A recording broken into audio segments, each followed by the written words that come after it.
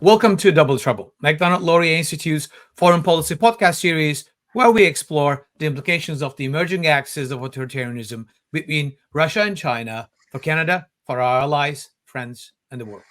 Double Trouble is generously supported by Konrad-Adenauer Foundation's Canada office. I'm your host, Balkan Devlen, Director of the Transatlantic Program and Senior Fellow at the Macdonald-Laurier Institute. And today, I'm delighted to be joined by Edward Hunter Christie, who is a Senior Research Fellow at the Finnish Institute of International Affairs. Edward is a defense economist by training. He was NATO's defense economist from 2014 to 2019. Before moving into the innovation policy as the deputy head of NATO's innovation unit, where he drafted the alliance's first internal white papers on artificial intelligence and autonomous systems, as well as acting as a lead consultant for NATO's first ever artificial intelligence strategy in 2021. Edward, welcome to the show. Pleasure to be here with you. Thank you. So today, what we want to talk about is not necessarily on artificial intelligence. However, we want to talk about how the West thinks about its relationship with Russia, Russia's war in Ukraine, and what are the implications of the mindset the West, the United States, Canada, our European allies adopt regarding this particular war and dealing with Russia, and why that is actually may not be suitable or may not be up for the job for defense of the West and for defense of liberal democracies around the world, as well as for stability. So let me turn to you straight away. And could you just lay out for the audience, what is the problem, the way that the Biden administration specifically, but more broadly the West, thinks about and approaches to Russia and Russia's war in Ukraine in a mindset and a conceptual framework way? So I think probably many of your listeners have probably already heard about the concept of escalation management, and more generally fears of escalation, or certain governments, including the US, not wanting to do certain things because there are concerns about possible escalation.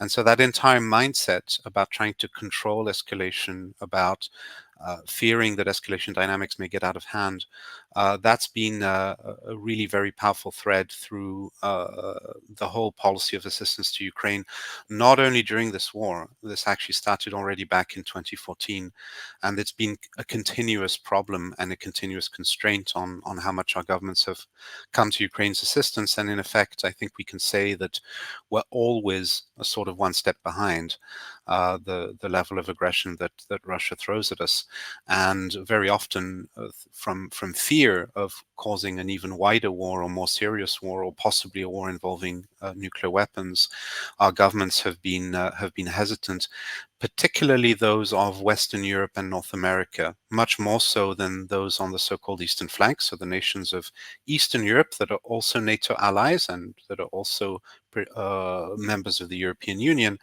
But those are countries, I'm thinking of countries like Estonia, Latvia, Lithuania, Poland, Romania, in under good governments, Slovakia, also the Czech Republic.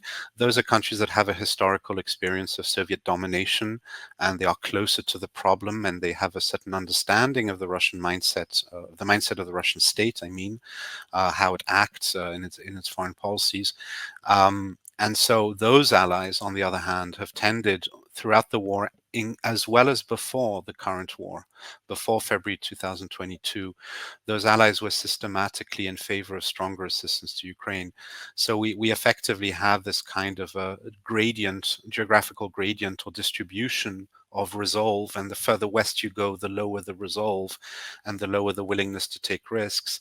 But in the end, the variable of adjustment is the Ukrainian people, the Ukrainian armed forces, their losses on the battlefield. And so we really have to ask some very hard questions about whether this makes strategic sense, because, I mean, this war is in its third year. It is catastrophic in its consequences, in its human costs, and Russia sees no sign of backing down. On the contrary, they're just redoubling on their aggression all the time. And it's not just the territorial aggression, which is extremely serious, of course. It's one of the worst violations one can have under international law, to conquer another state and to seek to annex territories from it. They're really seeking to destroy the Ukrainian state, to erase it and erase Ukrainian identity. But also in that process, the Russian state commits almost every type of war crime there is a law for, or there is a provision for. And so we're dealing with something which is frankly fundamentally evil. It's no exaggeration to use that term. And the threat will not necessarily limit itself to Ukraine. And so we have both a strategic interest and also a moral imperative to do more to help Ukraine in its battle for national survival. Absolutely. I mean, just for the audience, so when we talk about escalation management, we're talking about, as you pointed out, the worries, the fears, the concerns, particularly in Western Europe and North America, about both the war becoming wider and involving NATO, and perhaps involving nuclear forces down the road. So that's what we talk about, the primary driver in Western capitals. Now, the second component of it, which is, I think you highlighted very nicely, is that this gradient is actually contrary to what would one expect, right? The ones in the front lines, if this war escalates in a way to encompass wider geographic areas or involve nuclear weapons, the ones that will be at the front lines, that will be immediately impacted, countries in the Baltics, in Poland, in the Nordics, Romania, others, are the ones that are not acting as fearful, as concerned as the West, who would be farther away from that particular front line. So the ones who are at most risk are not the ones who are acting in a fearful way, but those who are farther away tends to primarily focus on based on fear rather than strategic outlook.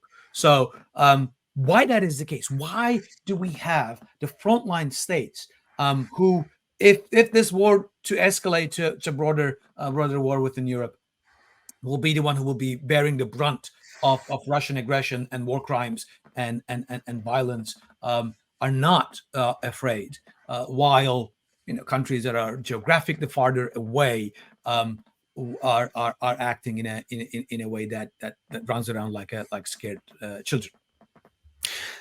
Yes, exactly. That's really the nub of the issue, because we have to be able to account for the existence of that gradient in resolve, which is mentioned: stronger resolve closer to Russia, less resolve as you move away from it. And so there's a number of candidate explanations one can think of, but one certainly, which is frankly a bit cynical, but unfortunately has a ring of truth to it, is that those countries that are further away consider, maybe not explicitly, but at least implicitly, or maybe behind closed doors, that they benefit from a kind of strategic depth. In other words, should the war widen, yes, probably Poland would be hit very hard. Maybe the Baltics could even be overwhelmed, or certainly face very heavy damage. But if you're sitting in Washington or Ottawa or Paris or Berlin or Rome, you're probably thinking, yeah, okay, well, that would be terrible, of course, but Russian tanks will never come to us. They will never make it all the way, because they would be stopped somewhere in the middle of Poland. But in the meantime, then of course the Polish countryside would be ravaged by a war like this. So that's, I think, the tragedy of the phenomenon of strategic depth. And incidentally, if you listen to policymakers from the region, from the Baltic states, I was at a conference in Lithuania recently, where one of the ministers very emphatically said, don't talk to us about strategic depth. We are not your strategic depth. We don't want to be your strategic depth. We are allies in the same alliance with equal importance to countries further west, and we're not going to have our territory sacrificed like that. So aggression has to be deterred first and foremost. That's obviously the preferable scenario. Russia has to be completely deterred from any further attack or from any repeat attack against Ukraine. That is obviously the better policy. But I think that the argument for the strategic depth also sort of misses the point of, or the reality of, long range strikes and hypersonics and ballistic missiles and so on and so forth that we see being employed in Ukraine and elsewhere, and the ranges of those those weapons are not necessarily limited to the eastern flank. And I think particularly in North America, and it just allow me a small rant over here. That people assume that we are safe from these threats are sorely mistaken, given the fact that the whole implicit bargain with the NATO of keeping North America as a sanctuary in which the resources and the capabilities of North America can be marshaled to confront a rival, a threat, an enemy in Eurasia, were it to rise, requires this to remain a sanctuary, and the enemies would know that is the case, and therefore, in a global configuration, the first thing that they would do actually is just strike the lines of communications, the ports, the energy infrastructure, etc., in North America, including Canada, given how we are well connected with the United States in this. So if people assume that wars and conflicts, bad things happen to other people in faraway places, they are sorely mistaken. We're not talking about the Roman Empire marching with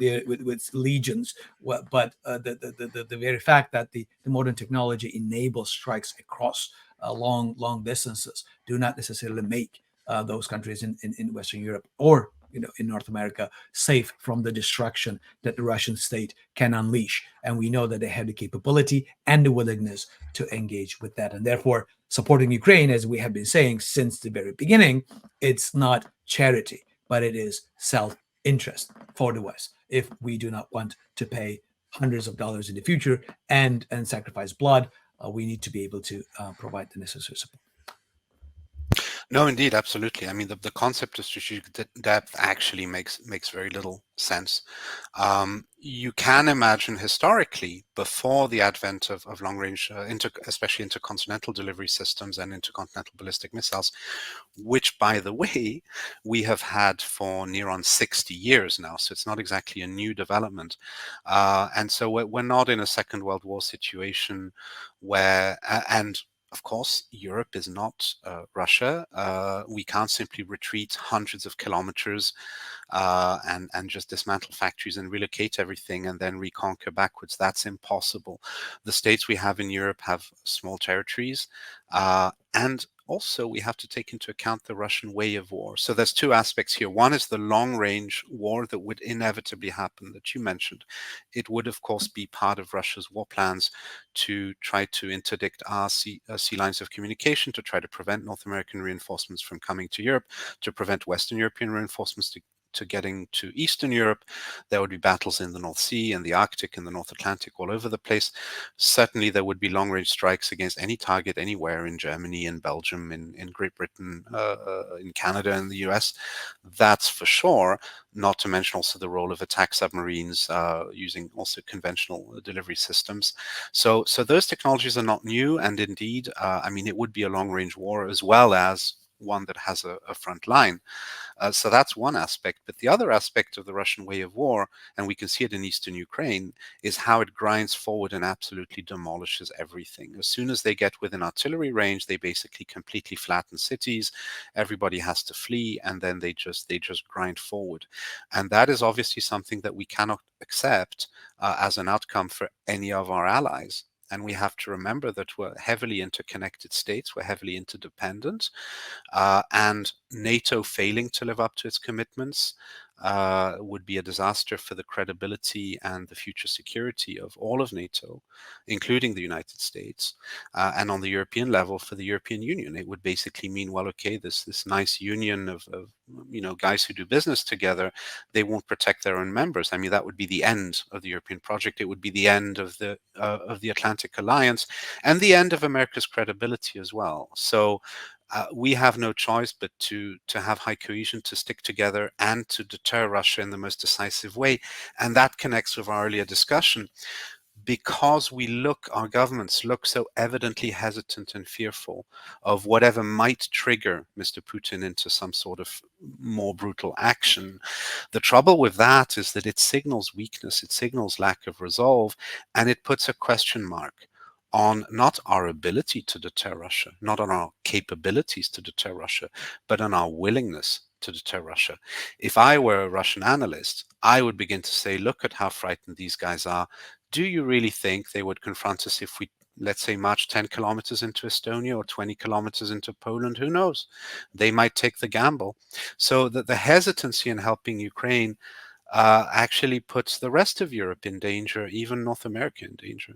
That's I think a very important point in terms of the salami slicing technique, tactics of testing resolve and moving forward. And of course, as a good neo-Bolshevik, Vladimir Putin also believes in the dictum that you probe with bayonets and you meet mush, you go through, you meet still, you pull back. And but what is the primary reason? This comes from the Biden administration. This comes from Chancellor Scholz all the time. This policy driven by a fear of upsetting Russia, almost a fear of let's not cross their red lines, which whatever keeps shifting all the time, without necessarily thinking about what are our red lines and whether Russia is paying any price for crossing them.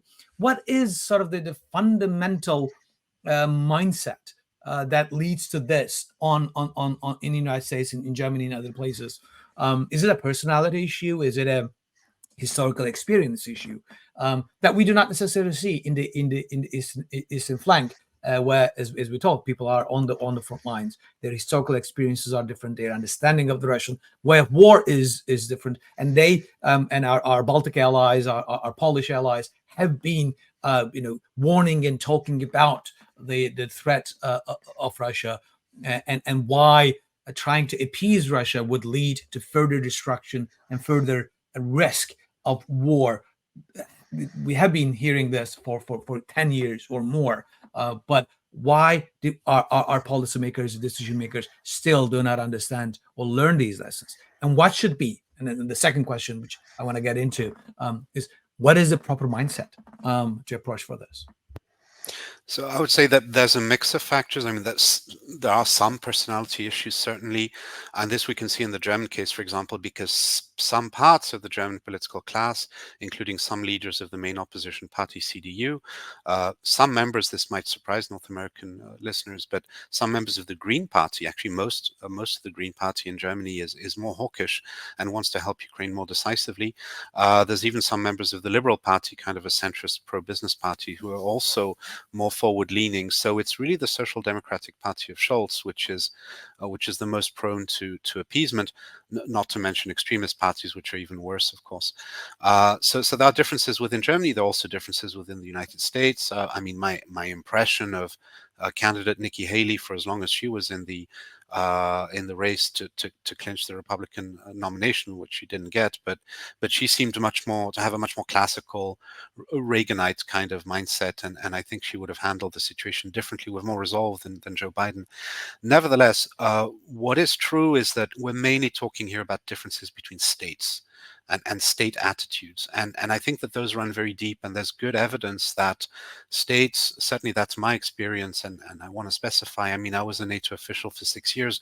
What that meant very concretely, NATO is a membership-based organization. You have committee meeting after committee meeting after committee meeting, and every committee meeting you have every allied government represented at the table. So that means that when you work there and you follow the events, you hear the positions of every single allied government on any number of issues you might be following as an employee there.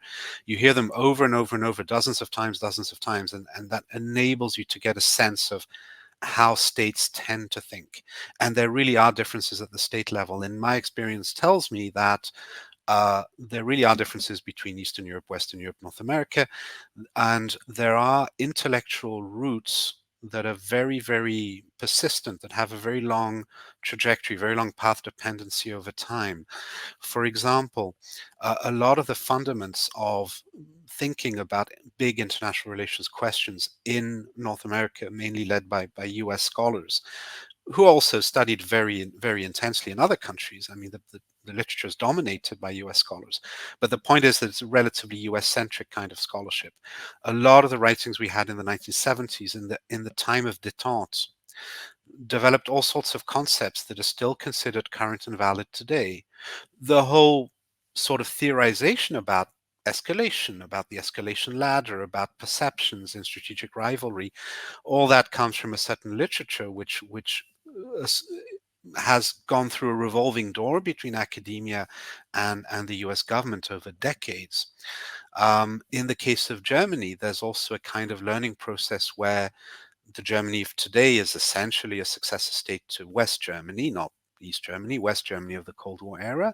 That's a state that learned, or that thinks it learned, certain correct lessons about how to deal with Moscow, which was to, okay, you stay in NATO, stay close to the Americans, deter the Soviet Union, but at the same time do lots of business with them to try to engage them and try to create some, let's say, not so negative channels of communication with them.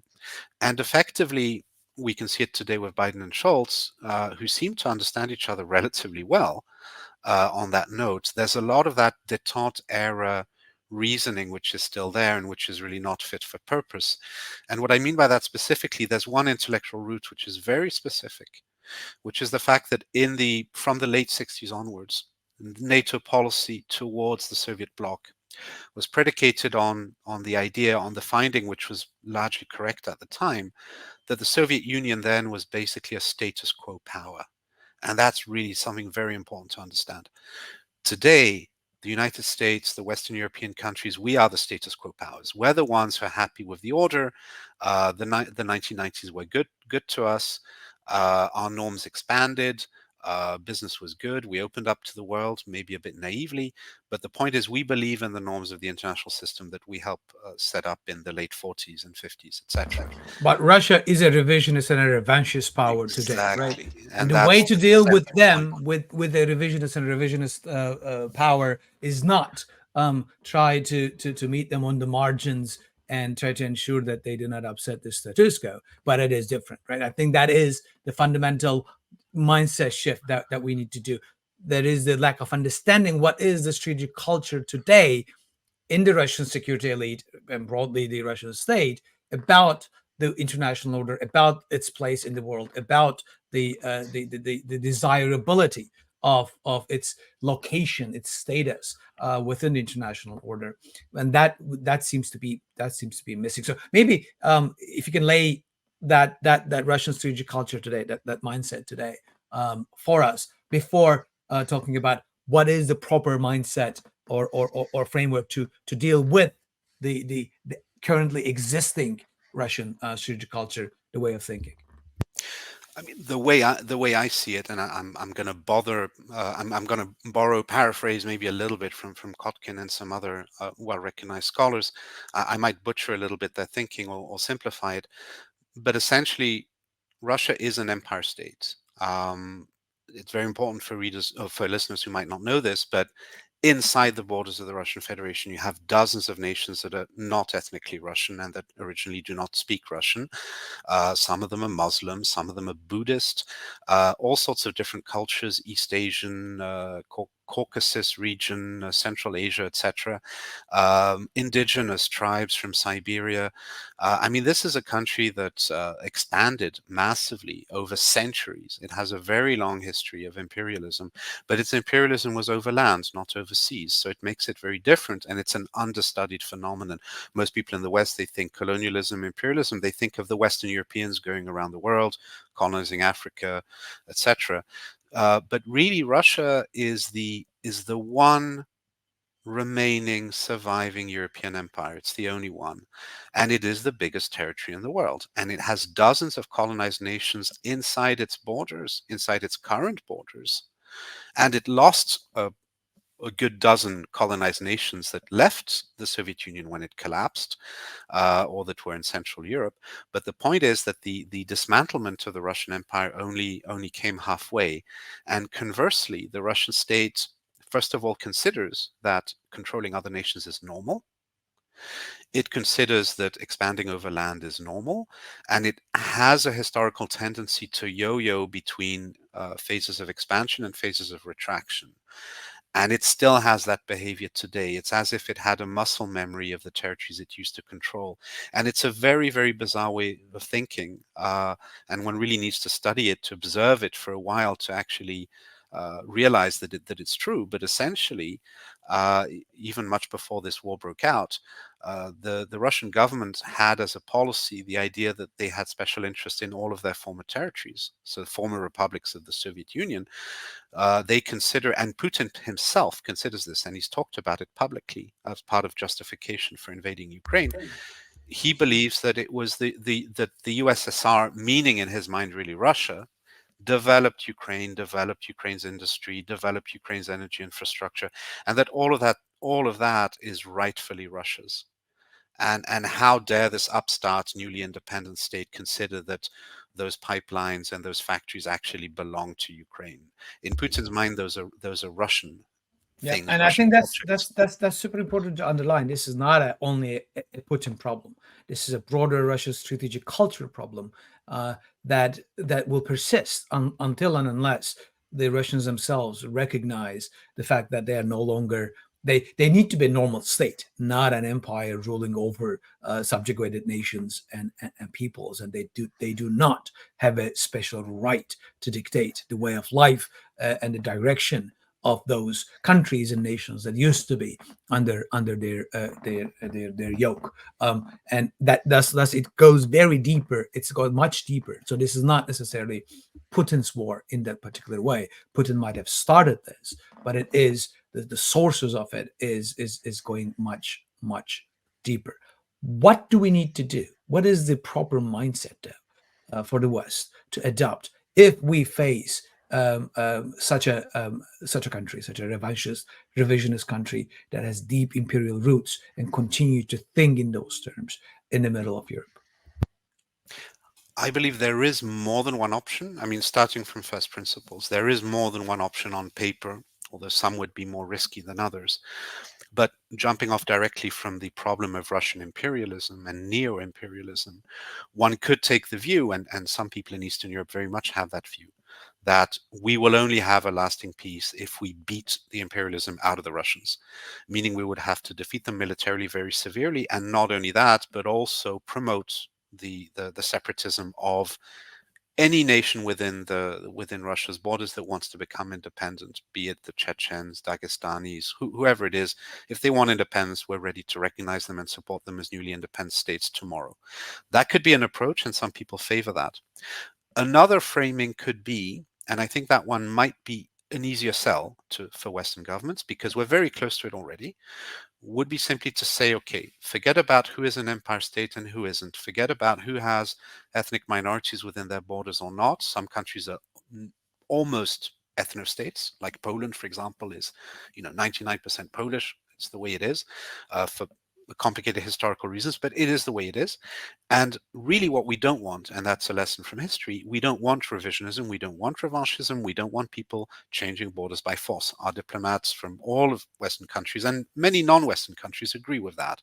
And potentially there's lots of other countries that could have ethnic conflicts. I mean, there are other multinational states. So what we could say more modestly, but really sticking to international law and the UN Charter, is to say, as an absolute principle, it's very simple.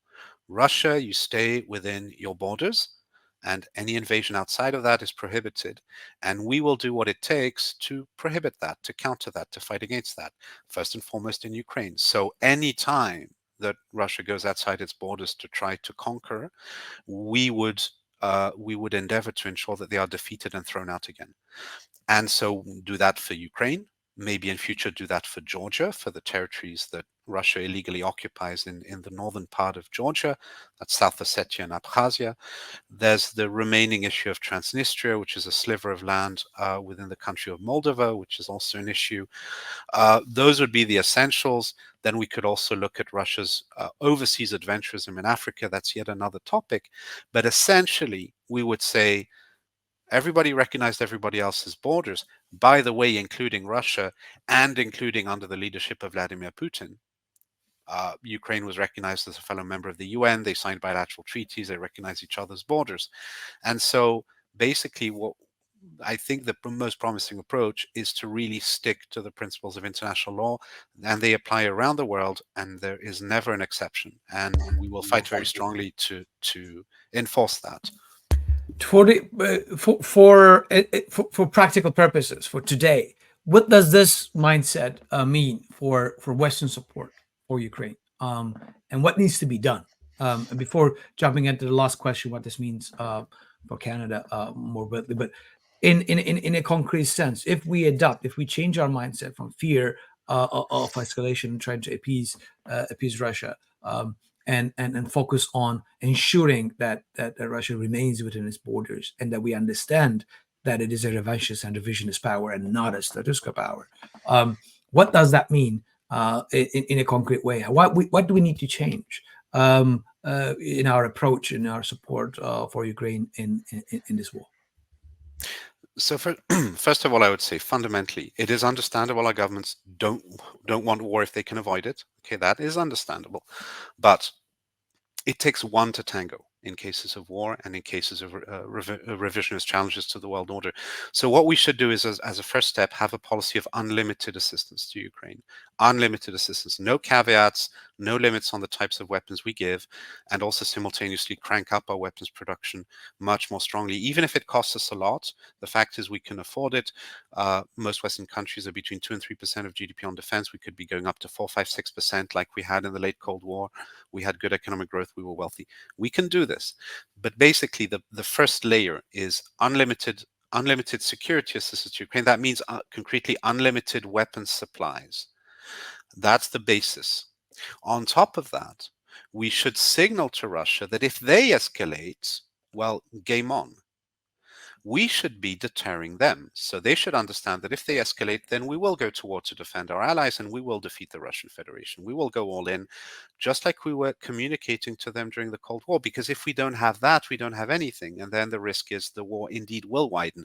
The best way to minimize the risk of the war widening is to frighten Russia into basically to box in Russia into its current aggression, and then give the Ukrainians the means to overwhelm that current aggression and to defeat the Russians and throw them out.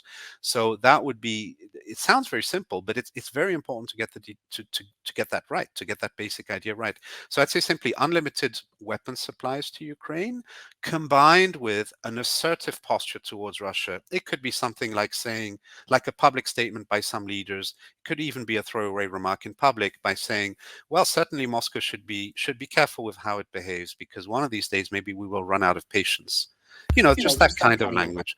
Or maybe just testing, testing our means of delivery for nuclear weapons, sending signals that show that we're strong and that we're not afraid. So don't broadcast fear. I think that simply that would make an enormous difference. And I would add an important additional policy proposal, which is that we have to be prepared to place forces inside Ukraine. Why? Not because we want our forces directly to engage with the Russians right away. We may want to avoid that if possible, because again, we're not looking for a wider war. We don't want a wider war, and that's fine. But the reality is Ukraine has the legitimate right to invite friendly nations to come and do military exercises or training on its territory, and we have the right to go visit. And Russia has no right to fire on our troops if our troops are, let's say, 100K, 200K from the front line, training Ukrainian pilots or repairing Ukrainian tanks or what have you. That's 100% legitimate. Currently, the Russians are frightening us away from doing that. They're frightening us away from an entirely legitimate, let's say, defense technical kind of cooperation that we ought to be doing with the Ukrainians. So I'm not saying we should send 200,000 European troops all the way to the front line. But I'm saying if we want to send 10,000 trainers, we should send 10,000 trainers tomorrow. If we want to send air defense crews to help protect Ukraine's skies, that's defensive. We should throw that in as well. And we should not be afraid of how Russia reacts. If Russia decides to target us, they're the ones escalating. We should take then measures against them to punish them and basically show we will not back down. And this is only over once Russia has fully left all Ukrainian territories. No, I mean, I think this is super important. I think what people and I would call this even sort of an Orientalist way of thinking, assuming that Vladimir Putin or the Russian elite is some sort of irrational, crazy actors. They are not. This is a guy who sits 20 meters away from others because he didn't want to get COVID and was scared about that. This is an elite that, like their villas in the southern France and their apartments in London and send their kids to Switzerland. This is not an elite that is wanting to die and martyr themselves for the glory of Russia. They are also afraid. They are also afraid of escalation, and they are not irrational. And we do know that mutual destruction holds, right? It works both ways, and therefore we should not be afraid of what if they do this, what if they do that.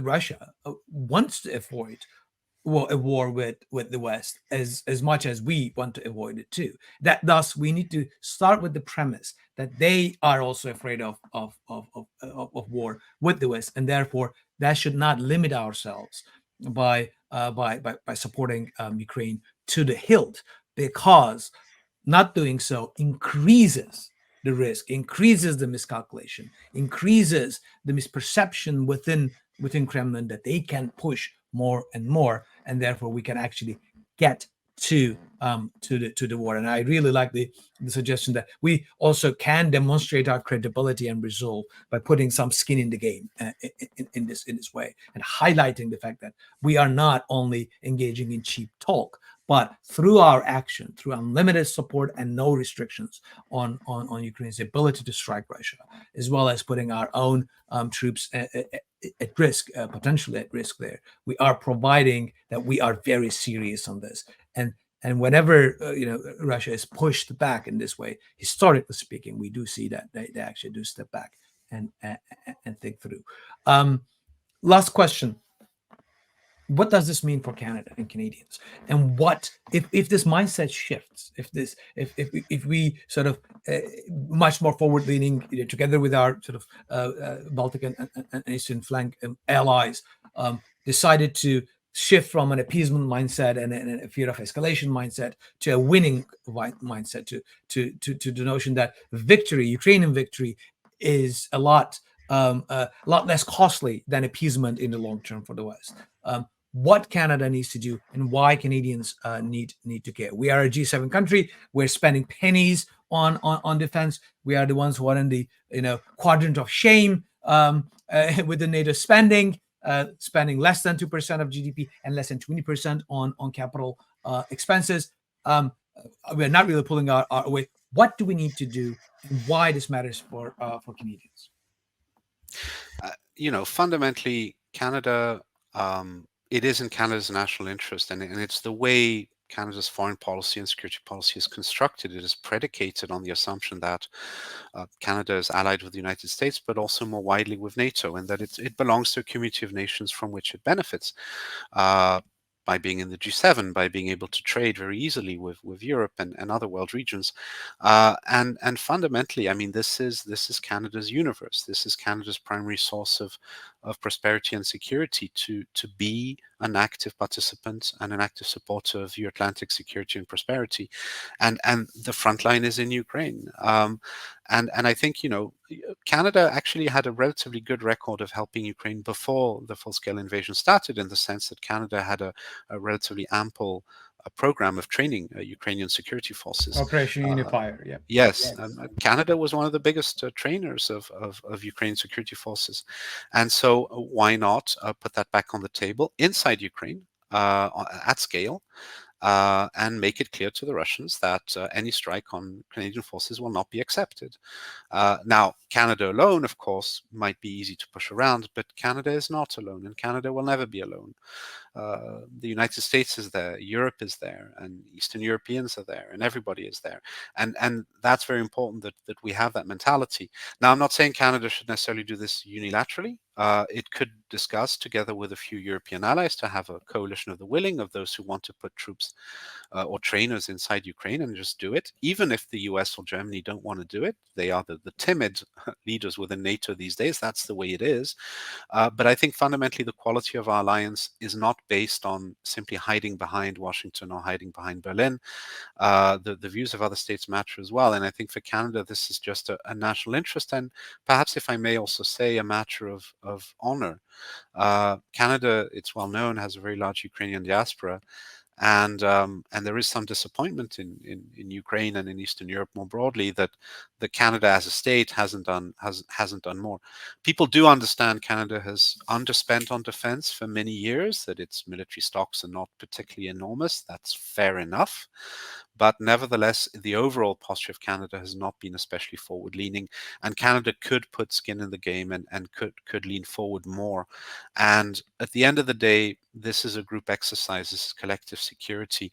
The actions of every single state help to move the entire frontier forward, and that's how we survive better as a community of nations. And so I think there's absolutely measures such as sending trainers to Ukraine which could really help everyone. Well, there's a lot more to talk about. We got to wrap up here. We didn't get a chance to talk about how the global this war is. China supplying pretty much everything that Russia needs to wage this war, to Iranian drones and ballistic missiles, to North Korean troops in Ukraine, as well as how and why our defense industry base needs to revamp and get in action. So we will have to have you back on the show, Edward, to talk about those implications. But for today, thank you very much for joining us and talking about why do we need to have a different mindset and what that implies for Western support for Ukraine and why that matters for our prosperity and security in the West and in Canada. And really appreciate you coming on the show. And for our listeners, thank you for joining us, Double Trouble, which is generously supported by Konrad-Adenauer Foundation's Canada office. And we hope to see you next time.